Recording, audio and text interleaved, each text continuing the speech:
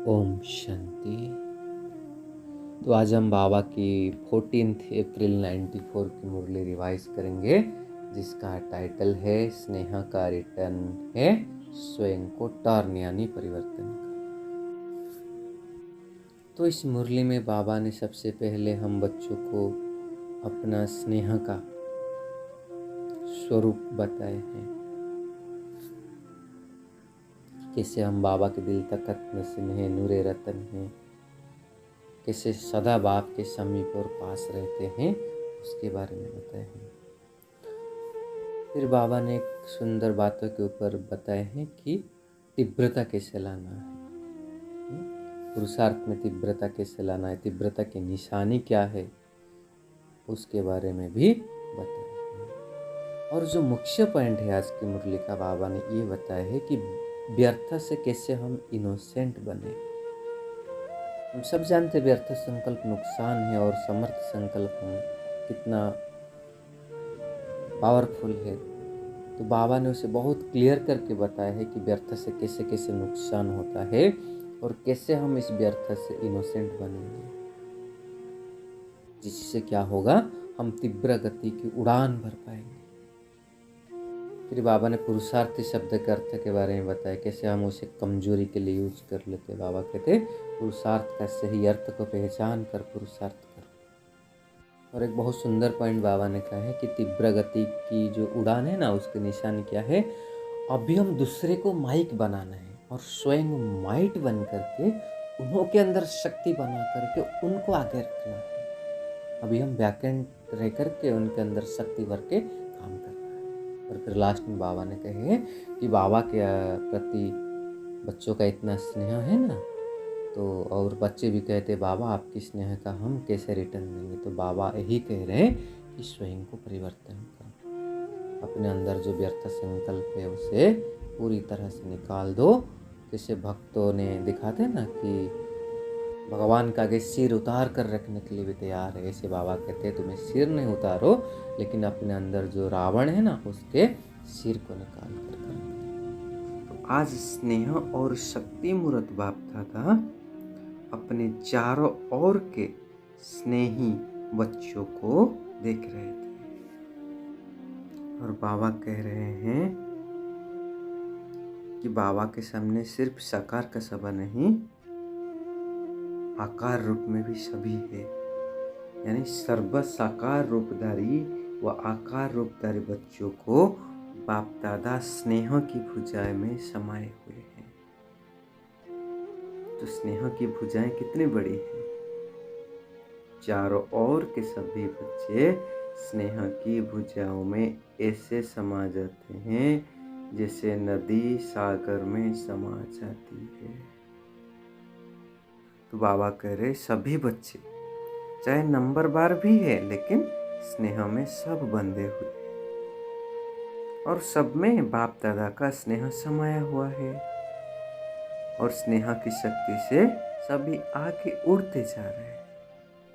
और इस स्नेह की ही उड़ान सर्व बच्चों को तन से व मन से दिल से बाप के समीप लाते हैं। इस स्नेह का जो विमान है ना, वो सेकंड की गति से बाप के समीप लाता है। तो बाबा करे बोले ज्ञान योग धारणा उसमें सब यथाशक्ति नंबर बार है, लेकिन स्नेह में ना हर एक अपने को नंबर 1 अनुभव करते हैं। यही स्नेह सर्व बच्चों को ब्राह्मण जीवन प्रदान करने का मूल आधार है। आगे बाबा कह रहे अगर सभी को पूछोगे कि निरंतर योगी हो, ज्ञान स्वरूप हो, तो सोचेंगे, कहेंगे तो करेंगे ना, लक्ष्य तो है। लेकिन बाबा का अगर पूछेंगे निरंतर नहीं हो, तो सभी कहेंगे हाँ जी। तो स्नेह में सभी पास है, कोई पास हुई अनर है, कोई पास है। तो बाबा कह रहे अगर पास नहीं होते ना, तो पास नहीं आ पाते। मतलब अगर उसमें हम पास नहीं होते तो बाबा के पास यानी नज़दीक नहीं आ पाते। तो पास आना सिद्ध करता है कि पास है हम। स्नेह का अर्थ ही है पास रहना और पास होना और परिस्थितियों को बहुत सहज पास करना, तीनों रूप में। एक है बाबा के पास यानी समीप रहना, और दूसरा है पास होना मतलब उसी सब्जेक्ट में, और तीसरा है परिस्थिति को भी सहज पास कर देना। फिर बाबा कह रहे हैं कि पास रहने में तो आनंद ही आनंद है ना, और पास करना इसमें नंबर बार है, ये सब नंबर 1 है। बाबा कहते देखो नंबर 1 कहने से सब चुप हो जाते हैं, लेकिन समय प्रति समय स्नेह की शक्ति से पास करना भी इतना ही सहज हो रहा है और होता ही है जैसे पास रहना सहज है।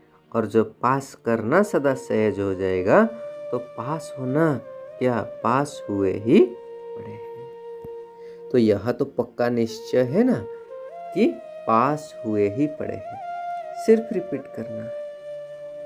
तो बाबा पूछ रहे हैं कि इतना अटल निश्चय है ना, दूर बैठे भी तो सब नजदीक हो ना, दिल तखत पर है। कोई नैनों के नूर है तो कोई दिल तखत नशीन है, क्योंकि सबसे नजदीक स्थान कौन सा है, दिल और नयन है ना। तो बाबा कह रहे आप भी सब कहाँ बैठे हो, ऐसे सोचो कि बाप दादा के दिल तखत पर या नैनों में नूर के रूप में नूरे रत्न बनकर, तो समाया हुआ कभी दूर नहीं होता। फिर आगे बाबा कह रहे हैं कि आत्मिक शक्ति की उड़ान की तीव्र गति को आदि करो यानी आरंभ करो।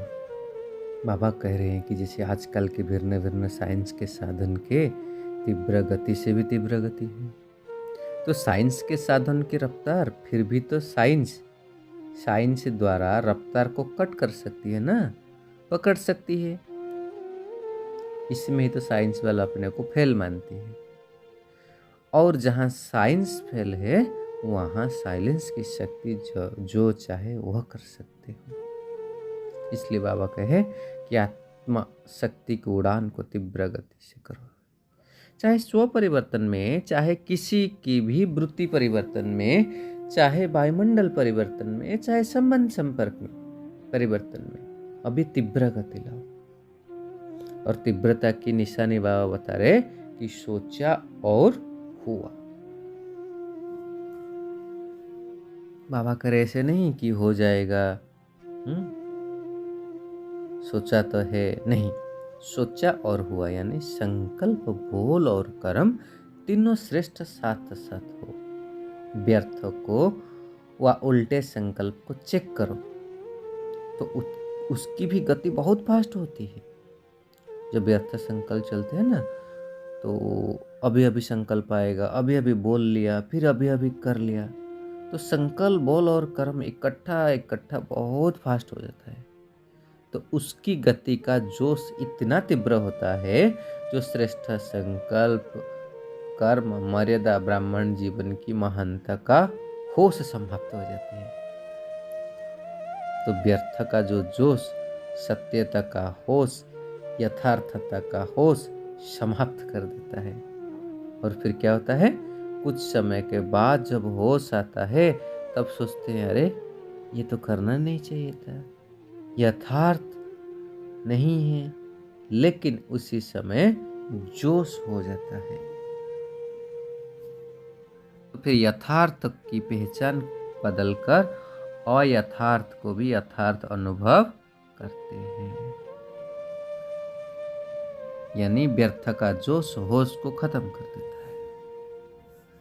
इसलिए बाबा कहे कि व्यर्थ से इनोसेंट बनो, क्योंकि इतना नुकसान करता है व्यर्थ। बाबा कह रहे जैसे कि आप आत्माएं अपने सत्ययोगी राज्य में जब थी ना, तो व्यर्थ हुआ माया से तो इनोसेंट थी, इसीलिए तो देवताओं को महान आत्माएं सेंट कहते हैं ना। ऐसे अपने वो संस्कार इमर्ज करो, व्यर्थ की अविद्या स्वरूप बनो। समय, श्वास, बोल, कर्म सब में व्यर्थ की अविद्या अर्थात इनोसेंट होना चाहिए। फिर बाबा के जब व्यर्थ की इनोसेंट हो गई, अविद्या हो गई, तो स्वतः ही दिव्यता का अनुभव होगी। अब आके अभी तक तो यही सोच रहे हो हम पुरुषार्थी है, पुरुषार्थ कर रहे हैं। पुरुषार्थ का अर्थ क्या है? पुरुष इस रथ पर कर रहा है, यानी पुरुष बन रथ द्वारा करना। तो पुरुषार्थ चल रहा है नहीं, लेकिन पुरुषार्थी सदा उड़ रहा है। बाबा के ऐसे कहो, पुरुषार्थी हूँ, कहते ना पुरुषार्थी हूँ, हाँ चलता रहे। बाबा कहते नहीं, उड़ो। यथार्थ पुरुषार्थी इसी को कहा जाता है।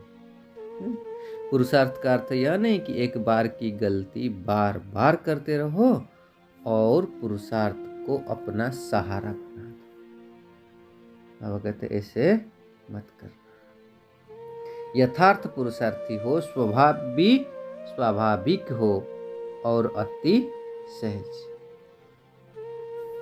बाबा कर अभी मेहनत से किनारा करो। अल्पकाल के आधारों का सहारा जिसको किनारा बनकर रखा है ना, यह अल्पकाल के सहारे के किनारे अभी छोड़ दो सब। क्योंकि जब तक किनारा है ना, तब तक बाप का सहारा अनुभव नहीं हो सकता, और बाप का सहारा नहीं है, इसीलिए हद के किनारों को सहारा बना देते हैं। तो बाबा कह रहे चाहे अपने स्वभाव संस्कार को, चाहे परिस्थितियों को, जो किनारे बनाए हैं ना, यह सब अल्पकाल के दिखावा मात्र, धोखा देने वाले हैं। क्योंकि किनारा तो आगे जाकर के साथ नहीं देने वाले हैं। तो बाबा कह रहे धोखे में नहीं रह जाओ, बाप का सहारा ही छत्र छाया है। और ये जो अल्पकाल की बात है जिसे हम किनारा बना कर रखे हैं ना, बाबा कह रहे सब धोखेबाज है। माया की बहुत मीठी मीठी बातें सुनते रहते हैं और बहुत सुन चुके हैं। इसलिए बाबा कहे कि अभी बातें नहीं बनाओ। बातें बनाने में तो एक दो से होशियार हो। ना बातें बनाओ, ना बातें को देखो, ना बातें करो। तो क्या करना है? बहुत सहज बाबा ने बताया, बाप को देखो, बाप समान करो और बाप समान बनो। बाबा कहते जब ऐसे बात होती है ना, कोई बात सामने आती है, ऐसे सुंदर रूप की बात बना देती है जो सुनते बाप को तो हंसी आती है, लेकिन दूसरे प्रभावित हो जाते हैं और बोलते ठीक है, यह बहुत अच्छा है। बात तो ठीक है और स्वयं को भी ठीक लगते हो, लेकिन बाबा करे समय के तीव्र गति को देख, अब इन किनारों से तीव्र उड़ान करो। ये अनेक प्रकार की बातें ना व्यर्थ रजिस्टर के रोल बनाती रहती है और रोल के ऊपर रोल बनता जा रहा है। इसीलिए अब इसी से इनोसेंट बनो। इस इनोसेंट स्टेज से बनी बनाई सेवा की स्टेज आपको सामने आएगी। आगे बाबा एक बहुत सुंदर बात कह रहे हैं। अब अगर व्यर्थ का सामना करना समाप्त करोगे ना, तो अब सेवा की ऑफर आपके सामने आएगी। आप सभी सेवा के निमित्त तो अनेक वर्ष बने, अब औरों को निमित्त बनाने की सेवा के निमित्त बनो। माइक वो हो और माइट आप हो। बहुत समय आप माइक बने, अब माइक औरों को बनाओ और आप माइट बन जाओ। आपके माइट से माइक निमित्त बने। इसको कहा जाता है तीव्र गति के उड़ान के निशाने। बहुत इम्पोर्टेंट पॉइंट है कि हमें भी दूसरे को माइक बनाने, खुद माइट बन करके उनके अंदर शक्ति भरना और उनको माइक बनाने। बाबा कहते यही तीव्र गति के उड़ान की निशानी। इसलिए बाबा कहे सदा तीव्र गति के उड़ान उड़ते रहो। बादलों को देख घबराओ नहीं, यह बातें ही बादल है, इसे सेकंड में क्रश करो। विधि को जानो और सेकंड में क्रश करो। विधि द्वारा सिद्धि को भी प्राप्त करो। फिर बाबा कह रहे इसी में जो करेगा सो अर्जुन। इसलिए कहते हैं ना, जो अटे सो अर्जुन। बाबा कहते सदा ऐसे सोचो, मैं ही करने वाला हूँ, मैं हूँ अर्जुन हूँ, क्योंकि मैं करूँगा तो मुझे देखकर और करेंगे। तो बाबा करे जो गाया हुआ है ना, अव्वल नंबर अर्थात अर्जुन, यानी अलौकिक जन। तो बाबा कह रहे कि बातों को नहीं देखो, दूसरों को नहीं देखो, दूसरे का व्यर्थ भी नहीं सुनो। बस अलौकिक जन है हम, अर्जुन है, यही सोचो।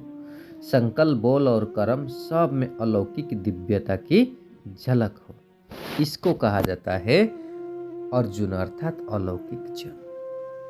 फिर टीचर्स बाबा के सामने बैठे थे तो बाबा कह रहे हैं कि टीचर्स बनना तो बहुत अच्छा है, गद्दी तो मिल जाती है ना, दादी दीदी का टाइटल भी मिल जाता है, लेकिन जिम्मेदारी भी फिर इतनी है। बाबा करे कुछ तो नवीनता करके दिखाओ। यह नहीं सोचो कि हाथ तो अनेक बार उठा चुके हैं, प्रतिज्ञा तो बहुत कर चुके हैं। ऐसे संकल्प ना सूक्ष्म में आए ना औरों के प्रति आए। यह संकल्प भी ढीला कर देता है। यह तो चलता ही है, यह तो होता रहता है। बाबा करे ये वाइब्रेशन को भी कमजोर बना देता है। इसलिए दृढ़ संकल्प करो तो दृढ़ता सफलता को अवश्य लाएगी। कमजोर संकल्प उत्पन्न मत करो, क्योंकि उसका पालना करने में बहुत टाइम वेस्ट होता है। उत्पत्ति बहुत जल्दी हो जाती है, 1 सेकंड में 100 पैदा हो जाते हैं, और पालना करने में कितना समय लगता है। बाबा कह रहे सोचो, मिटाने में मेहनत भी तो लगती है, समय भी तो लगता है, और फिर क्या होता है, बाप दादा के वरदान व दुआओं से वंचित रह जाते हैं, सर्व की शुभ भावनाओं की दुआओं से भी वंचित हो जाते हैं। अभी बाबा फिर शुद्ध संकल्प का क्या पावर है उसके बारे में कह रहे हैं कि शुद्ध संकल्प व बंधन घेराव ऐसा बांधो सबके लिए, चाहे कोई थोड़ा कमजोर भी हो, उनके लिए भी यह शुद्ध संकल्प का घेराव एक छत्र छाया बन जाए, सेफ्टी का साधन बन जाए, किला बन जाए। शुद्ध संकल्प की शक्ति को अभी कम पहचाना।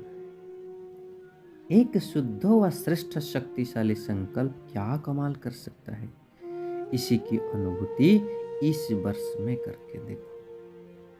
पहले अभ्यास में युद्ध होगी, व्यर्थ संकल्प शुद्ध संकल्प को कट करेगा। बाबा के जैसे दिखाते ना, कौरव पांडव का तीर का युद्ध होता है, तीर तीर को काटता है। तो संकल्प को खत्म करने की कोशिश करता है, करेगा, लेकिन दृढ़ संकल्प वाले का साथी कौन है, बाप। जय का तिलक तो सदा है ही, क्योंकि बाप साथ है ना। तो बाबा कह रहे अब इसको इमर्स करो तो स्वतः व्यर्थ क्या हो जाएगा, मार्च हो जाएगा। व्यर्थ को समय देते हो, कट नहीं करते हो, लेकिन उसके रंग में रंग जाते हो। अभी के कम समय में भी उसे कट करो, शुद्ध संकल्प से समाप्त करो। तरीका ही बाबा ने बताया, शुद्ध संकल्प से। तो सर्व के शुभ संकल्प का वायुमंडल का घेराव फिर कमाल करके दिखाएगा। फिर बाबा हमारे माइंड को रीड करके बता रहे कि पहले से ऐसे नहीं सोचो कि ये तो होता ही नहीं है, करते तो बहुत है, सुनते तो बहुत है, अच्छा भी बहुत लगता है, लेकिन होता नहीं है। बाबा कह रहे यह भी व्यर्थ वायुमंडल कमजोर बनाता है। बाबा कहते होना ही है, ऐसे दृढ़ता रखो, उड़ान करो। क्यों नहीं कर सकते हो, लेकिन इसके लिए पहले स्व के ऊपर अटेंशन, स्व का अटेंशन ही टेंशन को खत्म करेगा। बाबा करे कोई कहते हैं यह तो होता ही रहता है, पहले भी तो प्रतिज्ञा की थी। यह नहीं सुनो, बाबा कहते इसमें कमजोरी को साथ नहीं देना है। अगर कोई ऐसा वैसा बोलता है ना, तो 1-2 में कहते हैं ना कि ना शुभ बोलो, शुभ सोचो और शुभ करो। इसलिए बाबा कहते हैं ऐसे जो कमजोरी बोलता है उसका साथ मत दो, मतलब उसे कमजोरी बोलने के लिए भी मत बोलो, शुभ बोलो।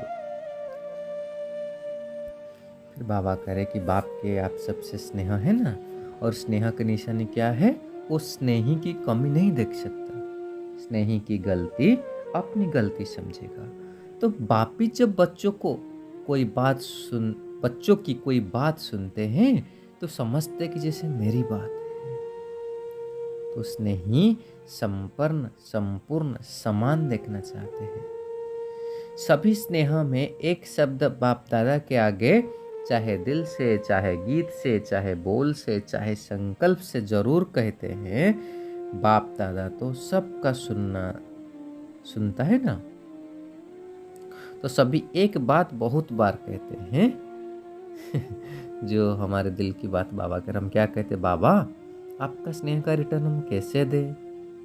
क्योंकि हम क्या से क्या बन गए हैं ना, कोटो में कोई तो बन गए हो ना, कोई में कोई भले नहीं बने हो, लेकिन कोटो में कोई तो बन गए हो ना, इसमें तो पास हो। तो बाप रिटर्न में क्या चाहते हैं?